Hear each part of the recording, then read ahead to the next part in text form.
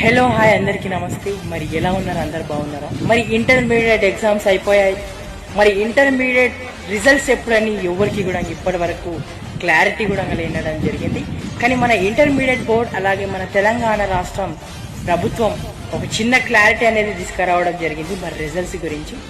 మరి 11 లేదా 12 తేదీలోపు ఇంటర్మీడియట్ రిజల్ట్స్ విడుదల చేయాలని ఒక నిర్ణయం అయితే తీసుకోవడం జరిగింది. మరి ఇప్పటికీ కరెక్షన్స్ అయిపోయినాయి. మరి రీవెరిఫికేషన్ కూడా నడుస్తుందని మనకు వార్తలలో మనం చూసుకుంటున్నాం. మరి వేచి చూడండి. మరి రిజల్ట్స్ మనకు ఎక్కువ వచ్చినా తక్కువ వచ్చినా మనం బాధపడాల్సిన అవసరం లేదు. మనకి ఈ మార్క్సే మనకు జీవితం కాదు. మనకంటూ ఒక సమాజంలో ఒక మంచి పేరుని సంపాదించుకోవాలి. కానీ ఈ మార్క్స్ పోతే మళ్ళీ తిరిగి రాసుకోవచ్చు.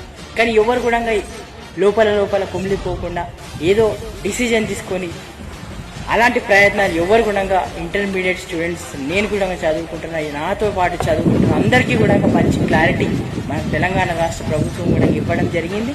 మరి దీనిపై మార్క్స్ మనకు 11, 12 తేదీలోపు ఇస్తామని ఒక మంచి క్లారిటీ అయితే ఇవ్వడం జరిగింది. మరి వేచి చూద్దాం.